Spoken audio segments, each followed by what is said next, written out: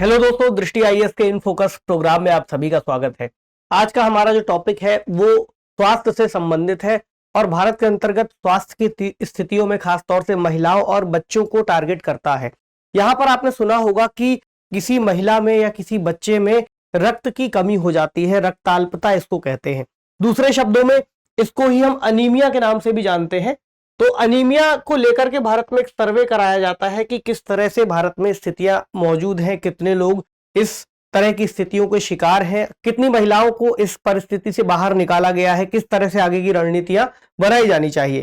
तो उसको लेकर के एक सर्वे कराया जाता है, नेशनल फैमिली हेल्थ सर्वे, और उस सर्वेक्षण के माध्यम से फिर ये डेटा एकत्रित किया जाता है कि कितनी महिलाएं या कितने बच्चे इस तरह की परिस्थितियों से पीड़ित हैं या स्थितियों के शिकार हैं।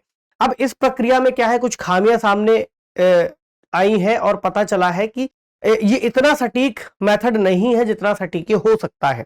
आज का टॉपिक इस पर ही बात करता है। भारत में अनीमिया और नया डाइट एंड बायोमार्कर सर्वे, यानी कि diet and biomarker survey DIBS के नाम से इसको शुरू किया गया है और अब बात की जा रही है कि इस पद्धति पर हम शिफ्ट करेंगे।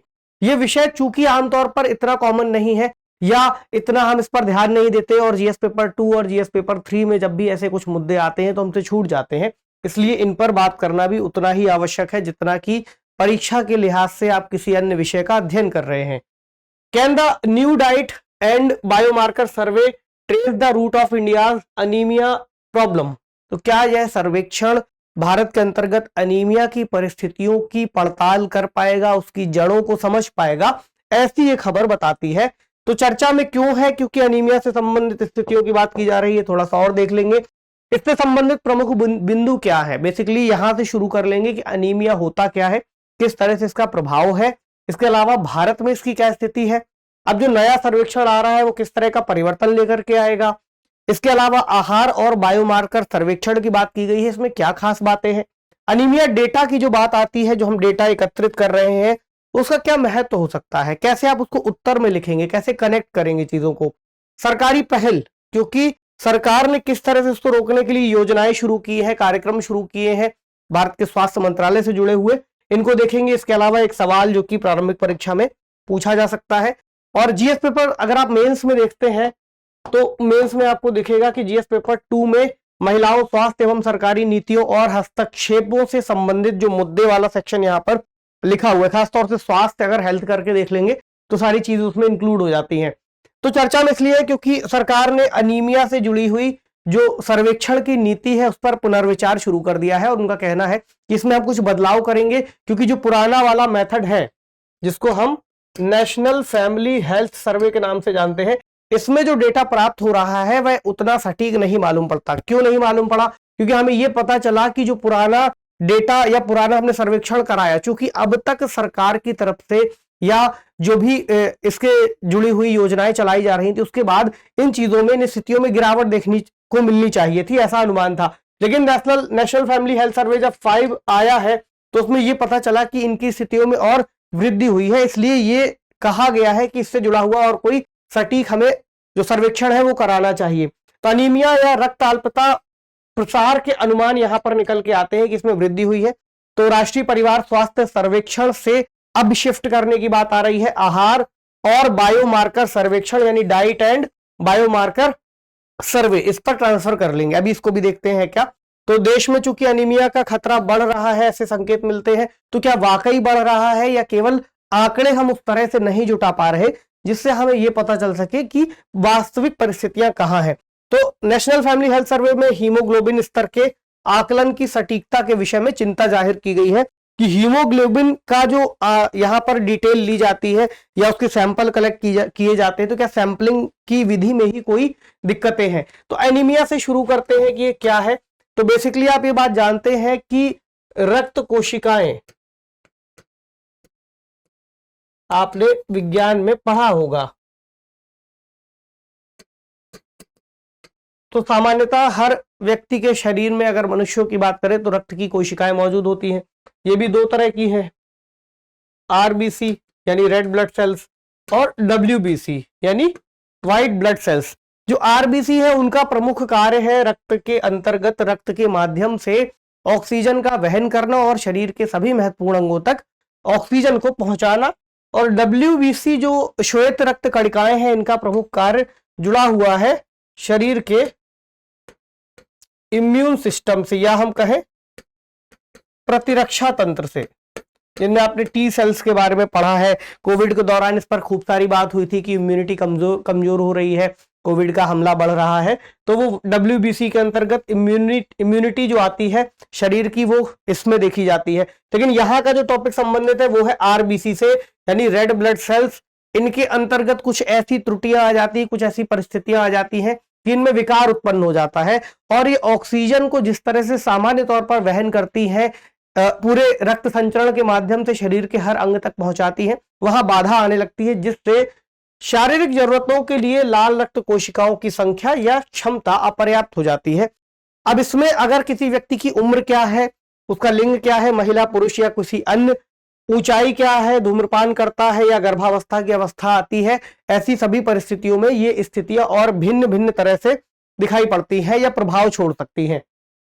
इसके अलावा अगर कारण की बात करें तो इसमें प्रमुख कारण आयरन की कमी मानी जाती है, और अन्य स्थितियां जैसे कि फोलेट, विटामिन B12 और विटामिन A की कमी भी इसके तहत देखी जाती है कि इन परिस्थितियों की वजह से अनीमिया की स्थिति बनती है। इसके अलावा अगर कोई पुरानी जख्म या कोई पुरानी सूजन रही हो, या परजीवी या पैरासाइट संक्रमण हुआ हो, या आनुवंशिक विकार, आपने एक बीमारी का नाम सुना होगा,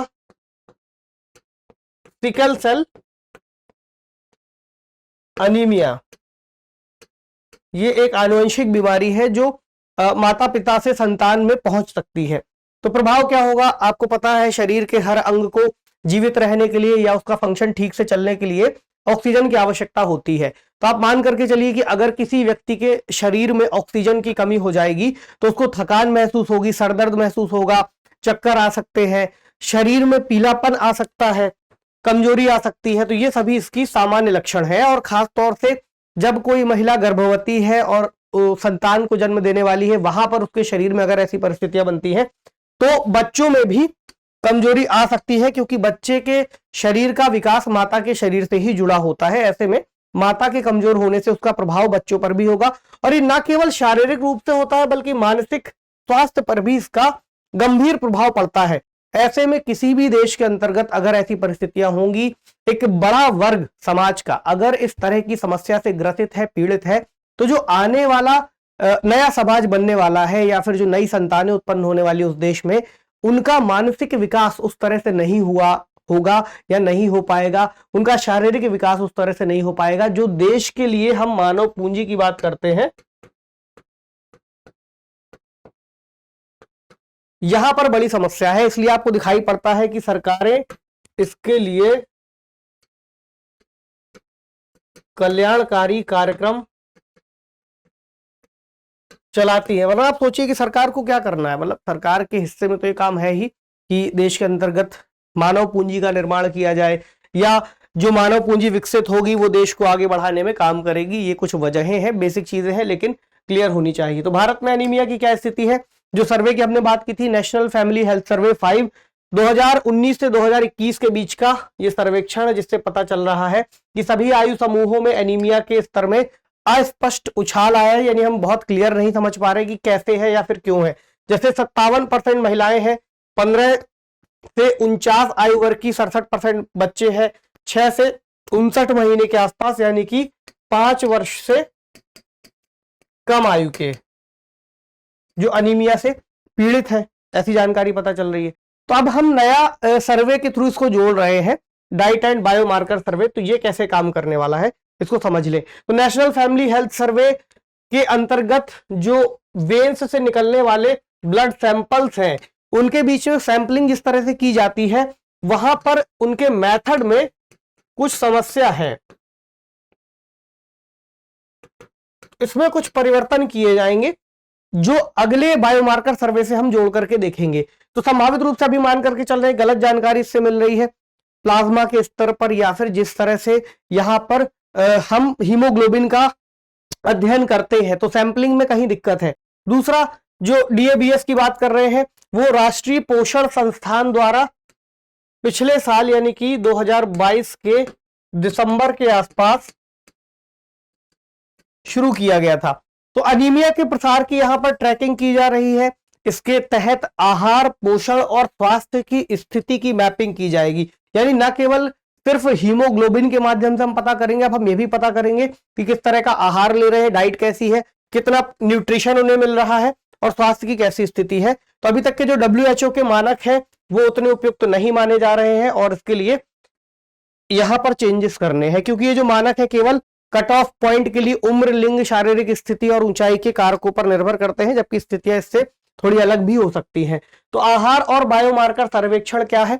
ये एक तरह का व्यापक राष्ट्रीय स्तर का सर्वेक्षण शुरू किया गया है। इसका मकसद है कई तरह के आयु समूहों और क्षेत्रों में खाद्य पदार्थ और पोषक तत्वों की पर्याप्तता का निर्धारण। यानी हम यहां से शुरू करेंगे कि किस तरह के खाद्य पदार्थ मौजूद हैं और पोषक तत्व उसमें कितने हैं, ताकि हम ये पता कर सके कि वो जो भोजन जिन लोगों तक जा रहा है उनका स्वास्थ्य कैसा है। तो सर्वेक्षण द्वारा व्यक्तिगत आहार सेवन का डेटा एकत्र किया जाएगा, यानी वो क्या चीज खा रहे हैं वहां से शुरू करेंगे, तब हमें पता चलेगा कि एक परिवार ने जिस तरह का भोजन अगले 1 साल 2 साल में लिया है, उनके पास मंथली कितनी इनकम है, किस तरह से वो भोजन ले पा रहे हैं, कितना न्यूट्रिशन ले पा रहे हैं, तब पता चलेगा कि उनके परिवार की क्या स्थितियां हैं। तो पके हुए भोजन और बिना पके हुए खाद्य पदार्थों में पोषक तत्वों के स्ट्रक्चर की जानकारी निकाली जाएगी, उनको दी जाएगी। इसके अलावा इससे एनीमिया की व्यापकता के बेहतर अनुमान पता चलेंगे और लक्षित हस्तक्षेप विकसित करने में सहायता मिलेगी। यानी हमें इंडिविजुअली ये पता चल पाएगा कि इस परिवार में इतने सदस्य ऐसे हैं, इतनी महिलाएं ऐसी हैं, इतने बच्चे ऐसे हैं जो इस तरह का आहार ले रहे हैं, इतने पोषण का ले रहे हैं या कम पोषण का ले रहे हैं। ऐसे में उनके स्वास्थ्य की निगरानी कर पाना और उन तक सही दवाओं को उपलब्ध करा पाना आसान होगा। तो ये जो डेटा है अपने आप में इस लिहाज से ही महत्वपूर्ण है कि सार्वजनिक स्वास्थ्य का एक महत्वपूर्ण संकेतक हमें पता चल पा रहा होगा, हमें कहें या सरकारों को कहें, पता चल पाएगा कि किस तरह के जो स्वास्थ्य है, स्वास्थ्य स्थितियां हैं वो मौजूद है और किस तरह के अब हमें लक्षित कार्यक्रम विकसित करने होंगे या उस दिशा में चलाने होंगे। तो विशेष रूप से कमजोर आबादी जो इतनी सक्षम नहीं है, फाइनेंशियली सक्षम नहीं है, उनके पास उतने बेहतर रोजगार नहीं, उतनी बेहतर आय नहीं है, उनके लिए बहुत आवश्यक है। दूसरा, गर्भवती महिलाएं और 5 वर्ष से कम आयु के बच्चे जो 59 महीने तक के होंगे। और कार्यक्षमता, राष्ट्रीय विकास और प्रजनन स्वास्थ्य पर एनीमिया के प्रभावों के संदर्भ में जानकारी मिलती है। ये इस डेटा का महत्व होगा। अब कुछ सरकारी योजनाओं पर बात कर लें जो इससे जुड़ी हुई है एनीमिया को लेकर के। तो पहला है एनीमिया मुक्त भारत AMB। तो इसे साल 2018 में गहन राष्ट्रीय आयरन प्लस पहल कार्यक्रम के हिस्से के रूप में शुरू किया गया था। यानी पहले से एक कार्यक्रम चल रहा था इंटेंसिव करके, तो गहन राष्ट्रीय आयरन प्लस पहल। उसके बाद लक्ष्य समूह क्या है? 6 से 59 महीने के बच्चे, 10 से 19 वर्ष की किशोर लड़कियां या लड़के, प्रजनन आयु की महिलाएं 15 से 49 वर्ष, इसके अलावा गर्भवती और स्तनपान कराने वाली महिलाएं इसके अंतर्गत रखी गई हैं कि इनको हमें लक्षित करना है। अगला है साप्ताहिक लौह और फॉलिक एसिड अनुपूरण, जिसमें किशोरों को शामिल किया गया है, किशोर किशोरियां। अगला है ब्लड बैंक, ताकि जहां पर जिन समूहों को रक्त की कमी हो उन तक रक्त पहुंचाया जा सके, तो ये स्थापित किए जाने हैं। अगला है प्रधानमंत्री सुरक्षित मातृत्व अभियान PMSMA। और कुछ अन्य कदम में अगर हम देखें तो कुछ तरह के जो कृमि होते हैं उनके संक्रमण को नियंत्रित करने के लिए एल्बेंडाजोल के साथ कृमिनाशक दवाओं का छिड़काव, मदर चाइल्ड ट्रैकिंग सिस्टम जिसमें यह पता चल सकेगा कि कितनी महिलाएं और उनके बच्चे अनीमिया से ग्रसित है, तो कितना उनके हेल्थ में सुधार हो पाया है। इसके अलावा अनीमिया के लिए गर्भवती महिलाओं की सार्वभौमिक जांच, ताकि जांच करके हम ये पता लगा सके, क्योंकि जब तक ये जांच नहीं होगी तो कैसे पता चलेगा। इसके अलावा कई बार कमजोर वर्ग के पास उतनी आमदनी नहीं है कि वो जाकर के बड़ी लैब से जांच करा पाए, ऐसे में सरकार की तरफ से ऐसी सुविधाएं दी जाती हैं। इसके अलावा प्रसव पूर्व अवधि के दौरान आयरन और फॉलिक एसिड की गोलियां ये उपलब्ध कराई जाती है, जिसके तहत आने वाली जो पीढ़ी है वो बेहतर हो सके, जो माताएं हैं उनका स्वास्थ्य ठीक हो सके और संतान मानसिक एवं शारीरिक रूप से स्वस्थ हो सके। तो ये कुछ कार्यक्रम है जिसमें बदलाव किए जा रहे हैं। अब आज का प्रश्न क्या है, थोड़ा सा अलग हो सकता है। एनीमिया मुक्त भारत रणनीति के अंतर्गत की जा रही व्यवस्थाओं के संदर्भ में विचार करना है। इसमें 4 स्टेटमेंट है, आपको बताना है इसमें से कितने युग्म या कितने स्टेटमेंट सही है। पहला है, इनमें स्कूल जाने के पूर्व के यानी प्री स्कूल बच्चों, किशोरों और गर्भवती महिलाओं के लिए रोग निरोधक कैल्शियम पूरकता प्रदान की जाती है। दूसरा है इसमें शिशु जन्म के समय देरी से रज्जु बंद करने के लिए अभियान चलाया जाता है।